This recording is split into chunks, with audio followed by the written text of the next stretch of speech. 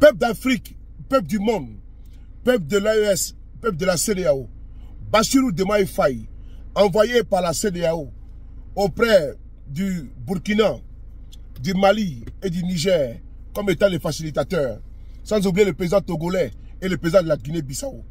Aujourd'hui, Bassirou Diomaye Faye a pris la parole. Il explique sa mission qui sera faite, sans oublier les bases militaires étrangères sur le sol sénégalais. C'est ici et maintenant qu'on va écouter le point de vue de Bassirou Diomaye Faye sur la facilitation confiée pour l'AES. On écoute. Quelques jours, vos pairs de la CEDEAO vous ont désigné comme facilitateur dans les discussions entre l'Alliance des États du Sahel et la CEDEAO, dans un contexte très difficile. Est-ce que vous avez évalué vos chances de réussite dans cette médiation-là, et comment vous allez travailler avec le président du Togo, avec qui vous allez travailler sur ce dossier-là, et éventuellement avec le président de la Guinée-Bissau, qui a offert également ses services dans ce cadre-là? Bon, moi, j'estime que la situation de la CEDEAO est sous nos yeux. On ne peut pas la nier. Aujourd'hui, la CEDEAO est en difficulté. Il faut le reconnaître. Parce que quand une organisation qui est bâtie avec des objectifs d'intégration économique et commerciale, toujours en tout cas plus poussés, quand on voit qu'il y a des pays qui cherchent à sortir de cette organisation, on ne peut pas dire que l'organisation se renforce. Et quand l'organisation ne renforce pas, elle faiblit forcément. Je suis arrivé dans un contexte où ces trois pays-là ont annoncé leur départ. La période de préavis est en train de courir jusqu'en janvier. Notre responsabilité en tant que contemporains qui devons administrer cette situation malheureuse, c'est de parler aux uns et aux autres. J'ai la chance ou la malchance de ne pas avoir été là quand ces sanctions-là étaient en train d'être prises et qui ont envenimé les rapports entre la CEDEAO et les États de l'Alliance du Sahel. Quand je suis arrivé, on me pointe de ces États-là, ne me regarde pas comme quelqu'un qui a été parmi ceux qui les ont sanctionnés. Donc ils ont une facilité à me parler plus qu'ils ne peuvent en avoir pour les autres. C'est un atout qu'il faut mettre au service de la communauté. Quand je dis communauté, je parle de tous les pays. Et de travailler à ce que la réconciliation renforce l'objectif d'intégration. Je n'ai pas attendu d'aller à la CEDEAO. Dans le cadre des visites que j'ai entreprises pour raffermir les relations du Sénégal avec ses voisins. D'abord, avec qui nous partageons la même frontière, avec qui nous adressons des défis communs qui sont très prégnants, notamment le Mali. Mais je suis allé dans ce sens-là pour le renforcement de la coopération bilatérale, mais j'en ai profité pour leur dire ce que je pense de leur projet de mise en place d'une confédération. D'abord, je respecte leur souveraineté et leur choix, mais j'ai essayé d'attirer l'attention de mes homologues de ces pays-là qui traversent une situation que l'on connaît et à laquelle nous sommes très solidaires, ainsi qu'avec leur peuple, pour essayer de les faire revenir autour de la table des négociations. Parce que ce qui n'est pas bien quand il y a conflit, c'est qu'il n'y ait pas de plage pour se parler. À ce que je sache, aucun pays n'est allé bombarder aucun autre pays. Les États-Unis, en 1945, ont fait ce qu'ils ont fait à Nagasaki et à Hiroshima. Est-ce que pour autant ils ne se sont pas parlé? Si. Donc on ne peut pas accepter une situation de fait où il est impossible qu'un dialogue puisse avoir entre les États de l'Alliance du Sahel et la CEDEAO. Cela n'a rien à voir avec la mise en place de leur confédération. Mais même s'ils décident de sortir de la CEDEAO, comme l'Angleterre a eu à le faire dans le cadre du Brexit, il faut bien que cette situation-là soit administrée. Même s'ils décident qu'ils ne reviendront plus jamais dans la CEDEAO, il faut bien qu'on discute de comment ils vont partir, qu'est-ce qu'ils avaient dans la CEDEAO qu'ils ne pourront plus avoir, et qu'est-ce qu'ils vont avoir dans le cadre de la coopération bilatérale. Est-ce que. Donc il y a énormément de questions à faire, à discuter. L'autre chose, c'est que même s'ils ne sont plus dans la CEDEAO, cela n'empêche que nous adressons aujourd'hui des défis communs, notamment le terrorisme, les trafics illicites, qu'il s'agisse de substances illicites ou d'êtres humains, ou d'autres d'autres défis que nous avons en commun.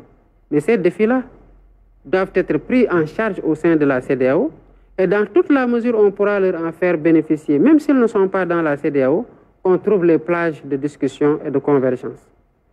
Je ne me fais pas d'illusions, j'y vais avec beaucoup d'humilité. Je vais faire en compagnie de mes pairs et sous la supervision de la CEDEAO ce que je crois devoir faire, à savoir dialoguer, discuter, travailler à réconcilier les positions. La décision qui sera prise par les États de l'Alliance du Sahel est une décision que l'on respectera parce que c'est des États qui sont souverains. Mais j'estime que quelle que soit la décision, les États du Sahel ainsi que l'Alliance des États du Sahel ainsi que la CEDEAO doivent discuter parce qu'il y a beaucoup de défis qui intéressent à la fois les États membres de l'Alliance du Sahel que les États de la CEDEAO.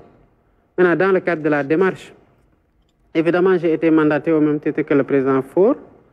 J'ai prévu de lui rendre visite dans le cadre de mes tournées. Je n'avais pas encore pu, mais je lui avais parlé au téléphone, comme les autres présidents à qui je n'ai pas encore rendu visite. Et sur place, on définira les voies et moyens pour adresser la question au moins et trouver au moins une plage de discussion. Entre-temps, j'ai pu convaincre le professeur Abdoulaye Bathily d'en faire un envoyé spécial, pas que pour moi-même, je veux dire pas que pour cette mission de médiation dans laquelle la CEDEAO m'a impliqué, mais dans d'autres missions pour lesquelles je peux avoir besoin de son expérience, de son vécu, de sa respectabilité, de sa stature internationale.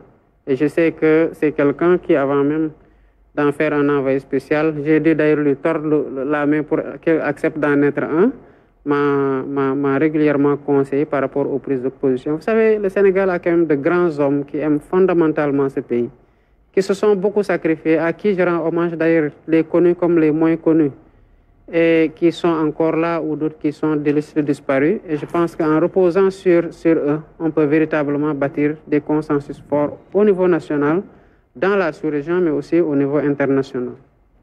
Monsieur le Président, le Premier ministre Ousmane Sonko, en recevant le leader de la France insoumise, Jean-Luc Mélenchon, avait dit que le Sénégal, pour disposer de lui-même, est incompatible avec la présence durable des forces étrangères, en tout cas au Sénégal. Est-ce que cela veut dire que vous allez ordonner le retrait des troupes françaises du Sénégal? Si oui, quand est-ce que cela va se faire? Sinon, quelle forme de collaboration va-t-on avoir avec les militaires français?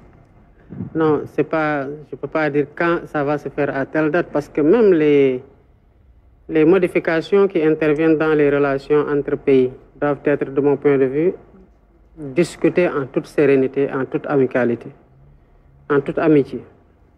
Je ne pense pas qu'on ait besoin aujourd'hui, quel que soit le partenaire, d'avoir des ruptures brutales.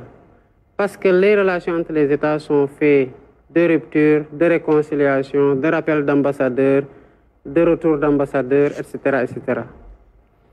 Je ne veux pas d'ailleurs qu'on fasse juste le focus sur la France, la Russie, la Chine ou quelques autres pays. Ce à quoi nous travaillons aujourd'hui avec les hauts officiers militaires ainsi que certains membres du gouvernement, c'est d'avoir deux choses. Une loi sur la défense et la sécurité nationale. Le contexte a beaucoup évolué. Nous avons des défis à adresser sur le plan international et une doctrine à définir par rapport à la coopération militaire de façon générale. Mais tout le monde sait que nous sommes des souverainistes et dans la conquête de ces souverainetés, je ne dirais pas de la souveraineté, parce que c'est une souveraineté économique, alimentaire, pharmaceutique, numérique, militaire et tout ce qu'on veut. Dans la conquête de cette souveraineté-là, il n'y a rien qu'on ménagera comme effort pour atteindre cette souveraineté-là. Lors de mon séjour à Paris, j'ai pu aborder certaines questions avec le président français. Évidemment, cette question-là était à l'ordre du jour. Mais il se trouve que depuis quelques années, on a institué un séminaire intergouvernemental entre la France et le Sénégal. Les deux parties sont en train de travailler sur tous les accords qui nous lient, qu'il s'agisse des accords militaires, des conventions fiscales, ou d'autres accords ou projets sur lesquels nous coopérons. Et quand cette commission-là viendra, nous travaillerons à identifier ce qui doit évoluer, ce qui doit être renforcé, ce qui doit être délaissé. Et cette doctrine-là sur la coopération militaire, elle est définie pour nous, par nous. Et elle sera présentée à tous les autres partenaires qui ont des velléités, en tout cas de présence ou de collaboration avec nous. Et on travaillera dans chaque schéma à identifier là où se trouve l'intérêt du Sénégal. Et on le préservera de toutes nos forces. Monsieur le Président, Aram a parlé de la France, mais le constat est unanime. C'est le monde entier qui a les yeux rivés sur le Sénégal, disons sur l'Afrique. Et dans votre programme, vous avez beaucoup insisté sur le souverainisme. Alors, ce souverainisme, est-ce qu'il est compatible avec une dépendance vis-à-vis des puissances extérieures? Autrement dit, quel type de relation le Sénégal ou bien même l'Afrique doit entretenir avec toutes les autres puissances, que ce soit la Russie, les États-Unis, les pays asiatiques, entre autres? Je me suis engagé à faire de ce pays, en plus d'un pays stable, apaisé, ça c'est aussi sur le plan intérieur, mais je me suis engagé aussi à en faire un pays, un partenaire plus sûr et plus fiable. La conquête de la souveraineté, comme je l'ai dit, c'est plusieurs souverainetés. Tant qu'on sera dépendant dans un domaine ou dans un autre vis-à-vis d'autres personnes, on aura du mal à dérouler ce que nous voulons faire, qui soit conforme à nos aspirations, qui soit conforme au respect de nos croyances, des us et coutumes de notre société ou autre chose.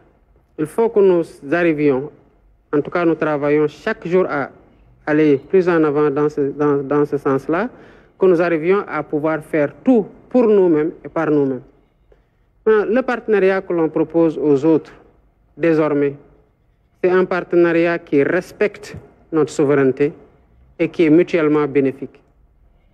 Ce pays étant un pays ouvert à tous les partenariats, il n'y a pas de partenaire privilégié autre que celui qui va dans le sens d'avancer avec nous sur la voie que nous avons définie et que nous pensons être la meilleure pour le Sénégal et pour le peuple sénégalais. Ça, c'est opposable, j'allais dire, erga omnes. C'est pour ça que les questions qui transcendent les mandats et les individus qui incarnent les institutions à des moments donnés doivent faire l'objet de discussions et d'un consensus national fort. Et qu'une fois que ce consensus national fort est dégagé et qu'une doctrine où des règles sont établies, que les partenaires avec lesquels on travaille, qui ont été aux côtés de nous ou qui viennent d'arriver et qui veulent aller très loin avec nous, qu'ils comprennent que voilà le cadre dans lequel ce partenariat doit évoluer. Et je pense que les partenaires, en tout cas à qui on les a présentés, parce que comme vous dites, les yeux ne sont, c'est pas que les yeux qui sont rivés, mais les pas sont dirigés vers le Sénégal. Je pense que vous voyez l'agenda, il y a encore beaucoup d'invitations à aller visiter, il y a beaucoup de personnes qui viennent venir. Et tous ceux qui viennent, en fait, on leur a présenté la situation, c'est que le Sénégal est un pays ouvert à tous les partenariats. Les partenariats que nous nouons aujourd'hui sont des partenariats qui sont mis au révélateur de deux choses. Il doit s'agir de partenariats mutuellement bénéfiques. Il doit s'agir de partenariats qui respectent nos souverainetés et notre culture. Et sur ce rapport-là, je pense que nous pouvons collaborer avec tous les pays. Monsieur le Président. Partenariat bénéfique. Partenariat qui respecte notre souveraineté. Frères et sœurs, les pays de l'AES sont dans cette dynamique-là. Un partenariat gagnant-gagnant. Je ne vois pas de changement significatif entre le discours du président Bassirou Diomaye Faye et le discours du capitaine Ibrahim Traoré. Idem pour le discours du président général Abdourahmane Tani et le colonel Assimi Goïta. Ils demandent quoi? Un partenariat gagnant-gagnant. Et également, le respect de la souveraineté. Le Mali même a inscrit ça dans sa constitution. Oui, le respect de la souveraineté du Mali. C'est important. Et donc, quand on écoute ici, le président Bassirou Diomaye Faye, il insiste sur la souveraineté. Le respect du Sénégal, c'est ce que demandent les pays de l'AES. Ils refusent le mépris, la condescendance, l'irrespect. Oui, ils refusent que le partenariat soit un partenariat biaisé. Il faut un partenariat gagnant-gagnant. Revenons sur la facilitation qui va mener pour la CEDEAO. Frères et sœurs, vous qui avez connu le Brexit, c'est-à-dire que l'Angleterre, qui était dans l'Union européenne, et après le référendum, ils ont quitté l'Union européenne, l'Angleterre est toujours dans l'Europe, hein. C'est-à-dire que dans le continent européen. Mais il ne faut pas partir encore de l'Europe, dans l'Union européenne. Mais l'Angleterre vit, ils sont tranquilles là-bas. Donc, Bassirou Diomaye Faye, ce que moi je vois, après analyse, c'est qu'il a été mandaté afin de faciliter, comment dirais-je, la sortie. C'est-à-dire que les négociations qui vont se passer, les rapports, comment dirais-je, les conventions qui vont être signées, les relations bilatérales qui vont être également entre les différents pays, la circulation des personnes et des biens, je pense que c'est ça qu'ils vont maintenant, comment dirais-je, comment on peut ça, discuter dessus. Parce que c'est irréversible, comment on peut ça, la décision des présidents de l'OMS actée le 6 juillet 2024, qui est une date historique. Et donc, Bassirou Diomaye Faye, Faure Gnassingbé et le président de la Guinée-Bissau, Embalo, viendront simplement pour voir quels sont les protocoles qu'ils vont signer après le départ. Comment dirais-je, est-ce qu'il faut instaurer des visas pour les pays, les échanges, comment dirais-je, commerciaux, les échanges au niveau administratif, au niveau commercial, les partenariats qui doivent signer les uns et les autres. Je pense que c'est ce qui sera fait. Sinon, le retour, c'est déjà acté. Même dans le discours du président Diomaye Faye, vous voyez bien qu'il prend le temps de bien, comment dirais-je, parler de la CEDEAO et les États de l'Alliance du Sahel. Parce que lui-même, il se rend compte que c'est déjà acté. Peuple d'Afrique, peuple du monde, partagez la vidéo. Et vous avez écouté également concernant les bases militaires. Vivra, verra. On y va.